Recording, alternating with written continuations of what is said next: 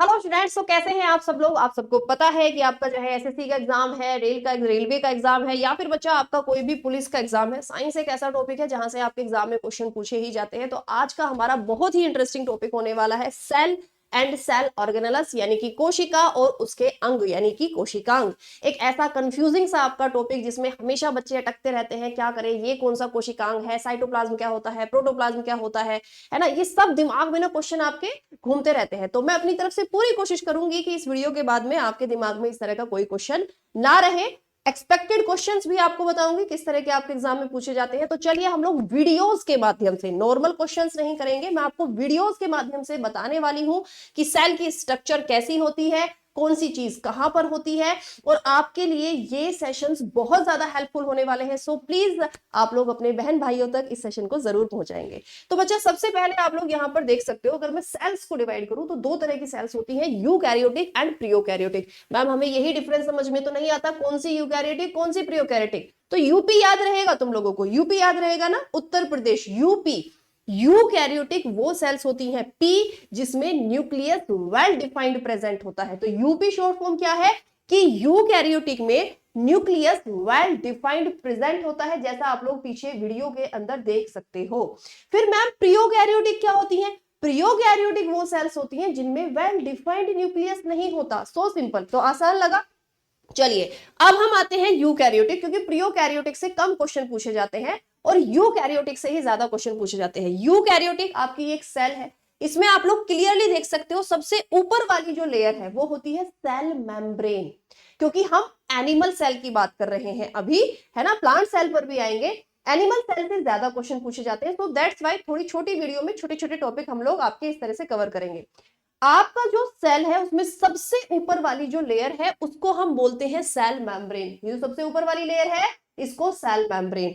फिर cell membrane के अंदर क्या होता है मैम, साइटोप्लाज्म। क्या होता है, साइटोप्लाज्म। जो आपको दिख रहा है नीले नीले रंग का फ्लूइड जैसा, एक जेल जैसा जो आपको दिखाई दे रहा है, ये आपका साइटोप्लाज्म कोशिका द्रव्य है। सबसे कोर में क्या होता है बच्चा, आपका न्यूक्लियस होता है। ये जो आपको यहां पर बैंगनी रंग का दिखाई दे रहा है ये आपका न्यूक्लियस है। मैम कोशिकांग क्या होते हैं ये बता दीजिए। कोशिका अपने आप में इतनी छोटी है और फिर उसके भी अंग, तो सेल ऑर्गेनेल्स या कोशिकांग क्या होते हैं। ये जो आपको दिख रही है ना, इसमें सारी इतनी सारी स्ट्रक्चर्स देखो, ये जो आपको दिखाई दे रही हैं ये सब इसके कोशिकांग हैं। कोशिका के अंग, कोशिकांग यानी कोशिका के अंग। तो राइबोसोम्स आपका, lysosomes, mitochondria, ER, SER, RER आपके, है ना, वोक्यूल्स, ये सब आपके क्या होते हैं, कोशिकांग होते हैं। तो एक बार थोड़ा सा अब हम आते हैं किस पर बच्चा, एक क्लियर पिक्चर पर, जहां से आपको और ज्यादा हेल्प मिलने वाली है। देखो ये मैंने एनिमल सेल की बात कर रही हूं, अभी हम एनिमल सेल की आपकी बात करेंगे, है ना, जंतु कोशिका की। सबसे ऊपर वाली लेयर होती है सेल मेम्ब्रेन। इसके अंदर जो फ्लूइड, जो भी मैंने वीडियो में दिखाया था, साइटोप्लाज्म यानी कोशिका द्रव्य। ये जो येलो कलर की आपको संरचना दिखाई दे रही है पूरे के पूरे, इसमें ये होते हैं लाइसोसोम। ये क्या होते हैं, लाइसोसोम। फिर हम आते हैं किस पर बच्चा, आपके न्यूक्लियस पर। ये देखो, ये जो बीच में आपको दिखाई दे रहा है ये है आपका न्यूक्लियस। इस न्यूक्लियस के चारों तरफ आपको जो ये जाल दिखाई दे रहा है, ये जो नीला नीला दिखाई दे रहा है, ये है एंडोप्लाज्मिक रेटिकुलम, अंतः प्राद्रव्यी जालिका। और ये ईआर दो तरह का होता है। ये जो बिल्कुल न्यूक्लियस से सटा हुआ है, एकदम इसके किनारों पे चिपका हुआ है, ये होता है आर ई आर। क्या होता है, R E R, rough endoplasmic reticulum. और यही ज्यादा स्टेबल होता है। क्वेश्चन पूछा जाता है एस ई आर और आर ई आर में ज्यादा स्टेबल कौन होता है, आर ई आर, क्योंकि न्यूक्लियस से चिपका हुआ है। मैम इसका नाम रफ क्यों रखा हमने, रफ इसलिए रखा क्योंकि इसके ऊपर छोटे छोटे राइबोसोम्स पाए जाते हैं। राइबोस कह लेते हैं बेसिकली उनको हम, राइबोस जैसी स्ट्रक्चर पाई जाती है, तो ये खुरदरा होता है। दूसरा होता है स्मूथ एंडोप्लाज्मिक रेटिकुलम। ये जो आपको न्यूक्लियस से दूर जाल दिखाई दे रहा है, ये जो न्यूक्लियस से दूर आप लोगों को बच्चा जाल दिखाई दे रहा है, ये है आपका क्या, स्मूथ एंडोप्लाज्मिक रेटिकुलम। ये लिपिड्स का बना हुआ होता है। स्मूथ एंडोप्लाज्मिक रेटिकुलम यानी एसईआर। ये वाला SER, ये बना होता है आपका लिपिड्स का। किसका बना होता है मैम? लिपिड्स का बना हुआ होता है। ठीक है मेरे भैया। अब चलिए मैम, न्यूक्लियस में ऐसा क्या पाया जाता है जो सबका कंसंट्रेशन सेल के न्यूक्लियस पर होता है? क्योंकि हमारे जो जेनेटिक मटेरियल है, जो जेनेटिक मटेरियल है वो इस न्यूक्लियस में ही होते हैं। इस न्यूक्लियस की अपनी एक अलग से दुनिया है। जैसे सेल के ऊपर सेल मेम्ब्रेन, वैसे न्यूक्लियस के ऊपर न्यूक्लियस मेम्ब्रेन। सेल के पास साइटोप्लाज्म, न्यूक्लियस के पास अपना न्यूक्लियोप्लाज्म होता है, अपना न्यूक्लियोप्लाज्म होता है इसके पास में। इसके अंदर भी छोटे छोटे डिवीजन होते हैं, जैसे न्यूक्लिक एसिड पाया जाता है ना, और वहीं से आगे चलकर आपका डिवीजन होता है डीएनए और आरएनए जैसे जेनेटिक मटेरियल का। यानी न्यूक्लियस को कोर इसलिए कहा जाता है क्योंकि डीएनए जैसी स्ट्रक्चर्स आपकी यहीं पर होती हैं, जेनेटिक मटेरियल इसी के पास में होता है। कोशिका में जेनेटिक मटेरियल इसी के पास होता है। इसके अलावा ये वाली जो स्ट्रक्चर आपको दिखाई दे रही है वोक्यूल्स, वोक्यूल्स का कार्य पता है ना आपको क्या होता है? रिक्तिकाएं स्टोरेज के रूप में एक तरह से कार्य करती हैं कोशिका के अंदर। ये जो चप्पल जैसी संरचना आपको दिखाई दे रही है, ये है आपका माइट्रोकॉन्ड्रिया। क्या है? माइट्रोकॉन्ड्रिया।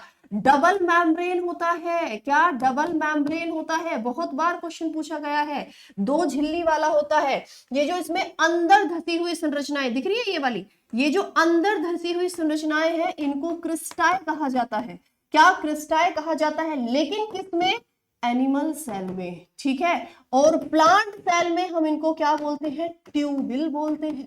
प्लांट सेल में हम इनको ट्यूबिल बोलते हैं।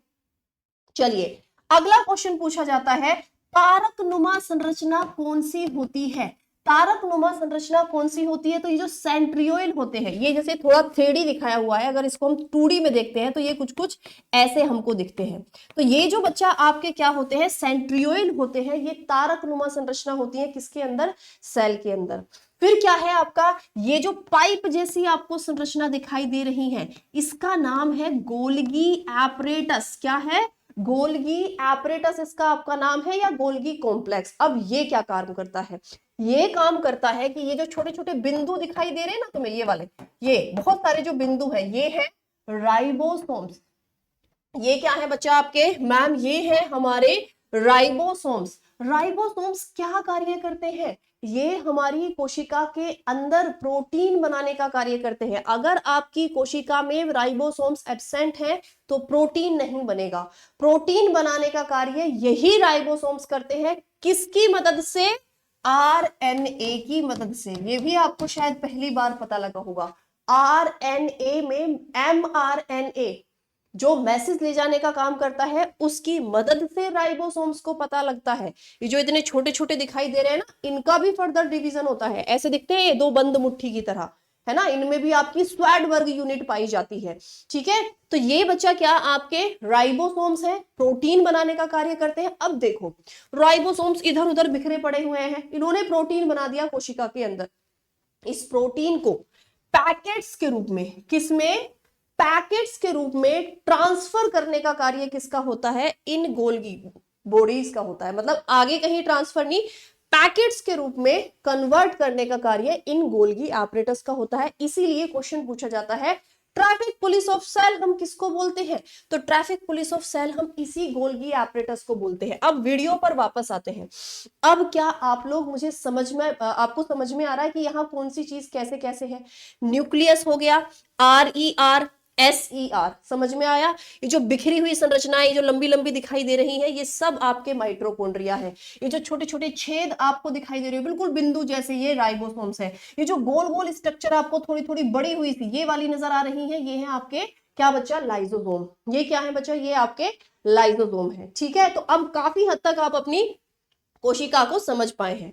इसके अलावा अगर मैं आप लोगों से बात करूं, एनिमल सेल, प्लांट सेल एक दूसरे से काफी हद तक अलग होते हैं। देखो हम और प्लांट एक जैसे नहीं दिखते, तो ऑब्वियसली हम में सेल भी एक जैसी नहीं होंगी।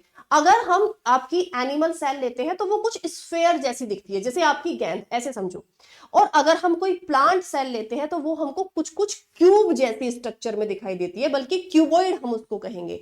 अगर 2D में बात करें तो 2D डायग्राम में आपका जो सेल है, जो आपकी जंतु कोशिका है, एनिमल सेल है, वो सर्कल यानी कि आपका वृत्ताकार होती है, और जो प्लांट सेल होती है वो रेक्टेंगुलर होती है। कैसी होती है? रेक्टेंगुलर। मैम प्लांट सेल में अलग क्या क्या पाया जाता है बस ये बता दो, क्योंकि एनिमल सेल तो हमको समझ में आ गई है। प्लांट सेल में सबसे ऊपर वाली लेयर को हम बोलते हैं सेल वॉल, कोशिका भित्ति, ये वाली, जो एनिमल सेल के पास नहीं होती है। फिर उसके बाद में और क्या भाई, क्लोरोप्लास्ट नहीं होते हैं, ये रहे। हमारे पास में क्लोरोप्लास्ट है क्या? नहीं है, तो हमारे पास क्लोरोप्लास्ट नहीं है, इनके अंदर होते हैं। बाकी बहुत सारी चीजें आपकी सेम होती हैं। देखो ये आपकी गोल्गी एपरेटस है, ये एससीआर, आरईआर, ये न्यूक्लियस, माइटोकॉन्ड्रिया है ना, वोक्यूल्स, बहुत सारी चीजें सेम होती हैं, बट क्लोरोप्लास्ट हमारे पास नहीं होते, सेल वॉल हमारे पास नहीं होती है। ये दो बड़े मेजर डिफरेंस होते हैं किसके बीच? हमारे बीच और आपके प्लांट सेल के बीच। बैक्टीरियल सेल से क्वेश्चन क्या पूछा जाता है? फ्लैजीला किसके अंदर पाया जाता है? तो फ्लैजीला वो पार्ट होता है जो बैक्टीरिया सेल को मूव करने में मदद करता है। इसके अलावा देखो बैक्टीरिया की भी सेल हमारे जैसी होती है, इसमें जो ये बाल नुमा संरचना होती है, इनको क्या कहा जाता है? इनको पिलाए कहा जाता है ना। आप लोग याद करने के लिए पीली याद कर लेना, पीली पीली, है ना। तो ये पीली पीली जो संरचना दिखाई दे रही है, ये क्या है बच्चा? आपकी ये पिलाए होती हैं, जो बैक्टीरियल सेल के अंदर आपकी पाई जाती है। बाकी इनके पास में भी देखो जेनेटिक मटेरियल इनके पास में भी है, क्रोमोसोम इनके पास में भी पाए जाते हैं, राइबोसोम्स भी है। अच्छा एक बात बताओ, इनके पास क्या नहीं होता? न्यूक्लियस नहीं होता है, केंद्रक नहीं होता है, इसीलिए किसमें आती है? प्रियोकैरियोटिक में। कहीं दिख रहा है केंद्रक? नहीं ना, तो किस में आएंगी मैम? प्रियोकैरियोटिक में आएंगी। अब चलिए कुछ क्वेश्चंस देख लेते हैं कैसे आते हैं। जैसे क्वेश्चन आपको दिखाई दे रहा, बहुत बेसिक क्वेश्चन आते हैं। What is the basic unit of life? बताने की जरूरत है। Cell, what is the structural and functional unit of our life? Is cell. चलिए आगे बढ़ते हैं। सबसे छोटी इकाई कौन सी है? सेल की सबसे छोटी इकाई इनमें से, नहीं, सबसे छोटी कोशिका इनमें से कौन सी है? तो सबसे छोटी कोशिका इनमें से कौन सी है मैम? माइकोप्लाज्म है। कौन सी है मैम? माइकोप्लाज्म है। पादप में उपस्थित कोशिका भित्ति सेल वॉल निम्नलिखित में से किससे निर्मित होती है? तो प्लांट में जो सेल वॉल बनी होती है ये सेल्यूलोज से बनी होती है। किससे? सेल्यूलोज से बनी हुई होती है। पादप कोशिका का सबसे बड़ा कोशिकांग इनमें से कौन सा होता है? पादप कोशिका का सबसे बड़ा कोशिकांग इनमें से कौन सा होता है? तो बच्चा पादप कोशिका का सबसे बड़ा कोशिकांग इनमें से आपका एक बार हम लोग देख लेते हैं भाई, आपका वोक्यूल्स होता है। ठीक है, क्या होता है बच्चा? आपका वोक्यूल्स यानी कि रिक्तिकाएं सबसे बड़ा हिस्सा होता है। दिख रहा है ना ये वाला, देखो न्यूक्लियस से बड़ा है आपका। चलिए आगे बढ़ते हैं। प्रोटीन संश्लेषण को प्लेटफॉर्म किसे कहते हैं? यानी कोशिका के अंदर प्रोटीन बनाने का कार्य किसका होता है? मैम राइबोसोम्स का होता है। बोला था ना mRNA, ये देखो ये कोशिका से मैसेज लेके आ रहा है आपका mRNA कि हमारी सेल को प्रोटीन की जरूरत है। तो ये राइबोसोम्स क्या करेगा? ये राइबोसोम्स इस प्रोटीन को बनाने में मदद करेगा। ठीक है, क्लियर जी? ओके, तो उम्मीद करती हूँ कि ये छोटे छोटे सेशंस आपके एग्जाम में जरूर मदद करेंगे। इसी तरह की अपडेट के लिए आप लोग चैनल के साथ में, वीडियोस के लिए इस तरह की आप लोग चैनल के साथ में जरूर जुड़े रहेंगे।